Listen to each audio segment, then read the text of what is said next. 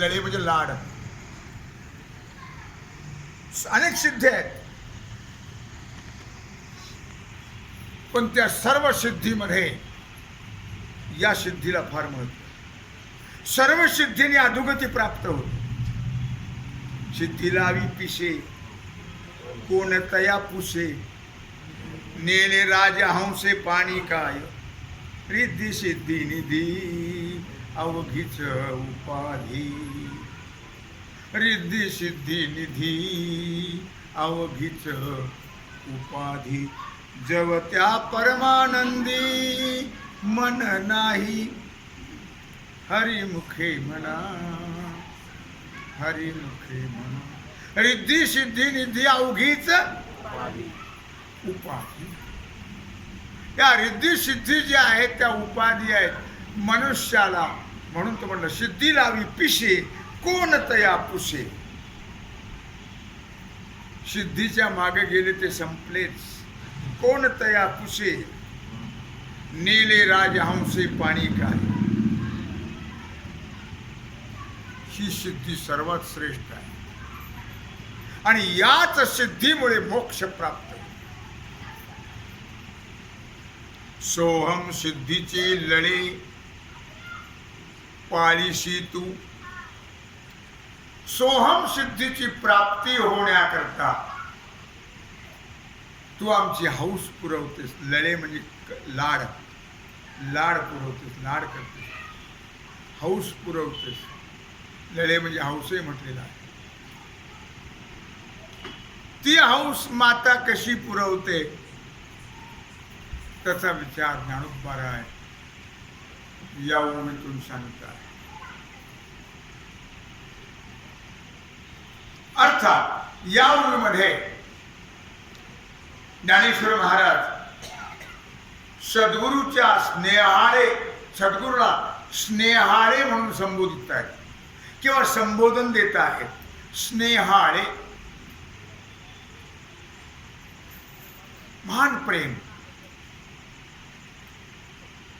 जीवमात्राची खरी स्नेहाळ माता जर कोण असेल तर फक्त श्री गुरु माऊलीच. एकमेव स्नेहाळ माता श्री गुरु. स्नेहाळ माय तानयाचे वास पाहे. तुकोबाराय म्हणतो स्नेहाळ माय तानयाची वास पाहे. कारण जीवाच्या अत्यंत कल्याणाची, अत्यंतिक कल्याणाची काळजी कोण घेत?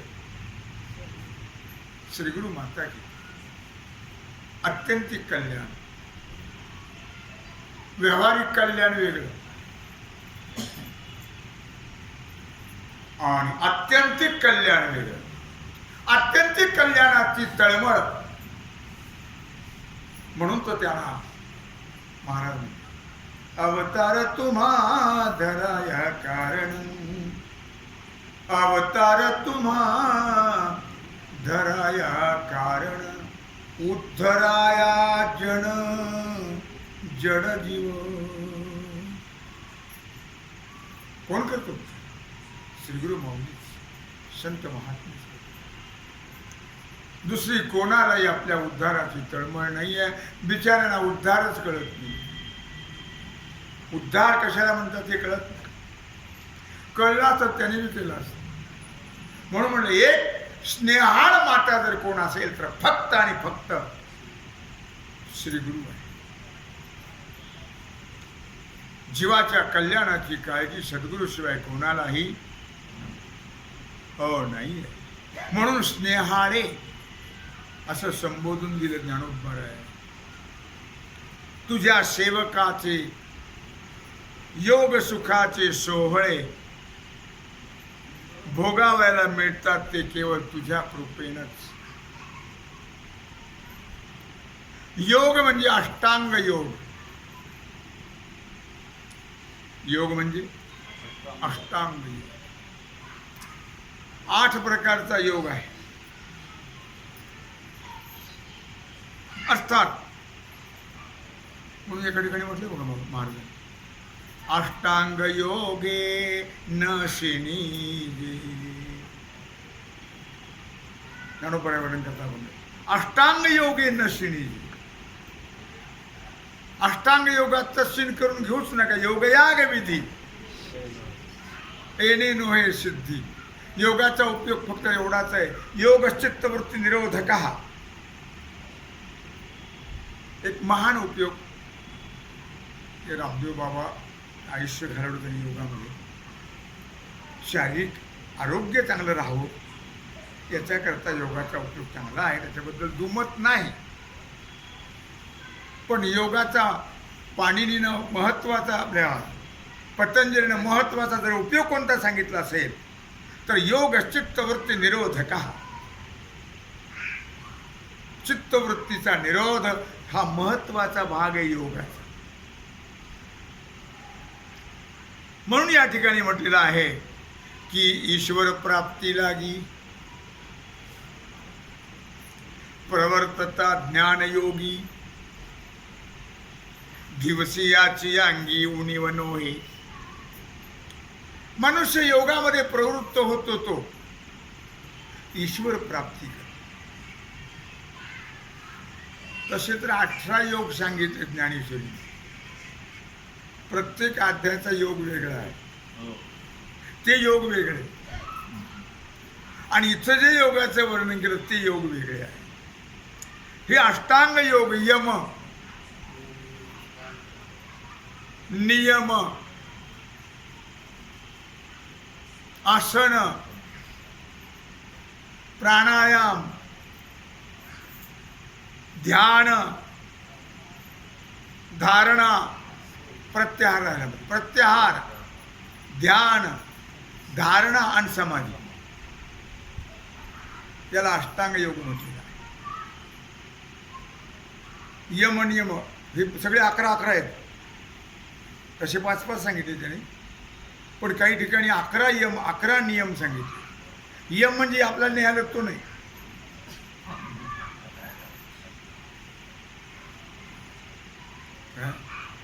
यम नियम 11 आहे. फार महत्वाचे आहेत, लक्षात ठेवा. याला अष्टांग योग म्हटलेला आहे.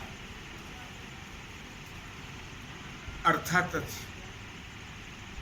हे जे योग आहेत ते योगाच्या 8ही अंगाचा विचार फार सुंदर केलाय, सविस्तर केलाय 6व्या अध्यायात. गीतेच्या अथवा ज्ञानेश्वरीच्या 6व्या अध्यायामध्ये खूप योगाचा आणि अष्टांग योगाचा विचार केलेला आहे. त्यामध्ये अरुरुक्षोर मुनीर योगम या श्लोकावरती योगाचा सविस्तर विचार केलेला आहे. याचा अधिक विचार जर आपल्याला पाहायचा असेल तर पुढे येणारच आहे. तो 6व्या झालेलाच आहे आपला 6व्या अध्याय. खूप सुंदर विचार सांगितलेला आहे. आणि म्हणून या ठिकाणी सुखाचं वर्णन भगवंताने केलेलं आहे. योग सुख. ते योग सुख कशाला म्हणतात हे 6व्या अध्यायात खूप उत्तम सांगितलेलं आहे. सारांश एवढाच आहे की योग सुखाचा जो सोहळा आहे तो साधकाला जो प्राप्त होतो तो केवळ श्रीगुरूंच्या कृपेनंच प्राप्त होतो. हा महत्वाचा भाग त्यांना सांगायचा आहे. अर्थात मनुष्य जो गुंतला देहखंडानाम आत्मा, या देहालाच तो आत्मा समजतो. ईश्वर पाषाण प्रतिमा यया परती प्रमा ढळो नेणे. जे देहालाच अशा प्रकारे आपण मानतात, देहालाच आत्मा मानता आहेत आणि विषयाला भोग्य समजतात, या वेगळं ते दुसरं स्मरतच नाही आहेत. अर्थात म्हणून त्याच्याकरता देहखंडानाम आत्मा, देहाला जे आत्मा म्हणतो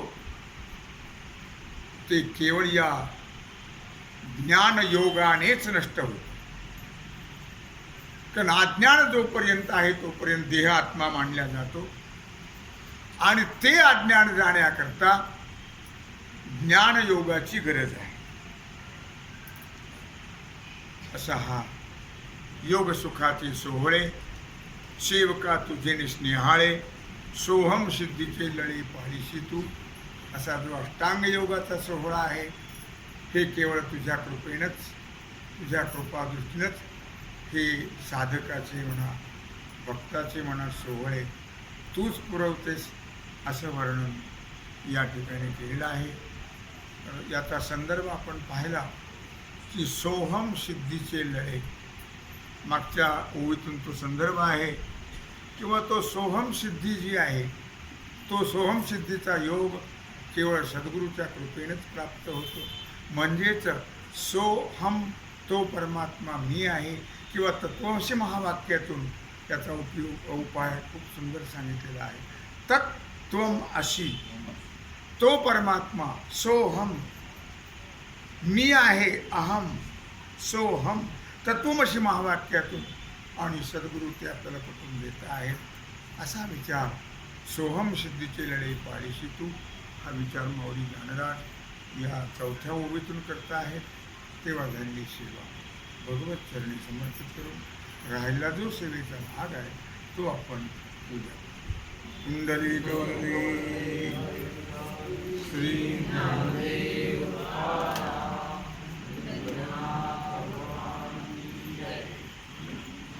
ईश्वर महाराज आता विश्वात्मके देवी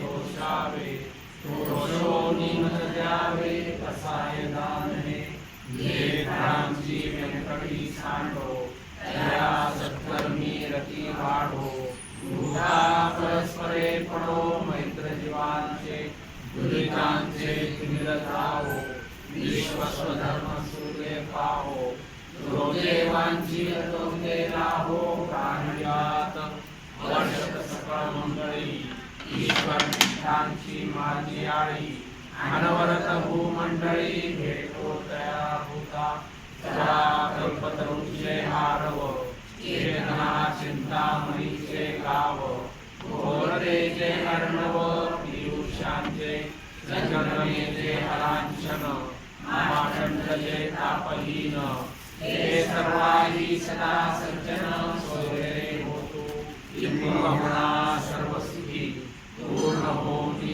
दिली लोकी भजितो आदि कृषी अखंडित आणि ग्रंथोपजीविये विशेषे लोकीये दृष्टा दृष्टविजय भोवावेती येथवणे श्री